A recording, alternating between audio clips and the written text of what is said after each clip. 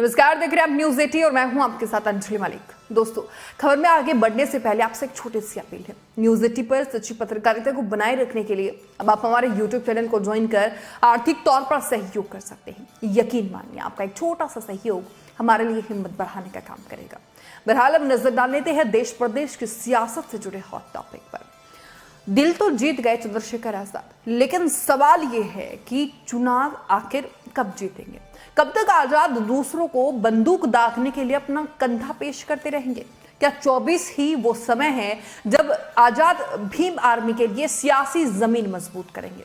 जी हाँ, ये वो सब सवाल है जो इस वक्त खड़े हो रहे हैं। पहले आप ये समझिए कि आखिर चंद्रशेखर आजाद उर्फ रावण आखिर है कौन और अब ये क्यों लाइमलाइट में छाए हुए हैं। दरअसल हाल ही में आजाद समाज पार्टी कांचीराम के अध्यक्ष चंद्रशेखर आजाद जो है वो चर्चा में थे। चर्चा में तो वो अक्सर रहते ही हैं, लेकिन इस पर उन पर जो एक जानलेवा हमला हुआ था उसके बाद उसमें वो बाल बाल बचे और इसके बाद जो है उन्होंने अस्पताल में अपने समर्थकों से अपील भी की थी कि शांति बनाए रखे। अस्पताल से डिस्चार्ज होने के बाद वो जब बाहर आए तो खुद पर हमला करने वालों के खिलाफ जो है गुस्से से भरे नहीं थे। वो उनका एक अलग ही जो एक रूप है वो देखने को मिला। वो एकदम शांत थे। उन्होंने कहा, मैं उन लोगों से मिलना चाहता हूं जो मेरी जान लेना चाहते थे, जानना चाहता हूं कि उन्होंने ऐसा आखिर किया क्यों।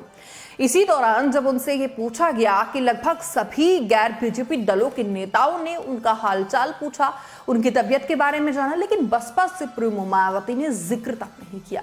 आजाद ने बड़े ही नर्म लहजे में, बड़ी ही नर्म आवाज में कह दिया कि जरूरी नहीं है कि मां बोलकर ही अपना प्यार जताए, वो मुझे बहुत प्यार करती है, यानी कि मायावती उन्हें बहुत प्यार करती है।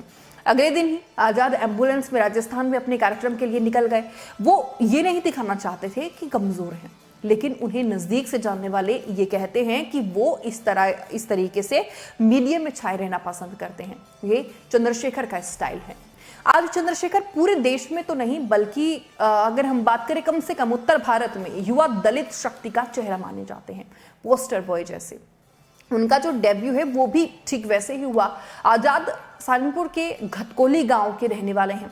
उनके पिता गवर्नमेंट कॉलेज के एक प्रिंसिपल थे और कहा जाता है कि आजाद ने घटकोली में दलित बच्चों की शिक्षा के लिए काम किया। लेकिन सही मायनों में अगर चर्चा की बात करें तो चंद्रशेखर आजाद चर्चा में तब आए जब साल 2016 के आसपास अपने गांव के बाहर उन्होंने बोर्ड लगाया था, द ग्रेट चमार। इस पर ऊंची जातियों से बवाल हुआ। मई 2017 में सहारनपुर के शब्बीरपुर गांव में दलित राजपूतों में बवाल के दौरान एक राजपूत की हत्या भी हो गई थी। इसके बाद दंगा भड़का और कई दलितों के घरों में आग तक लगा दी गई। आजाद को इस पूरे मामले में आरोपी बना दिया गया। आजाद ने नाटकीय ढंग से फिर दिल्ली में सरेंडर किया। उन पर एनएसए लगा और 15 महीने की जेल हुई। कांग्रेस नेता प्रियंका गांधी उनके समर्थन में आ गई।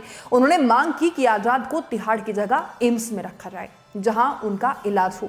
सीए विरोधी आंदोलनों में आजाद की लोकप्रियता चरम पर थी। उन्होंने विरोध प्रदर्शन का जामा मस्जिद के सामने जो है वो जमकर नेतृत्व भी किया था। राजनीतिक दलों को पता है कि एक दलित युवा की लोकप्रियता का राजनीतिक मूल्य क्या होता है।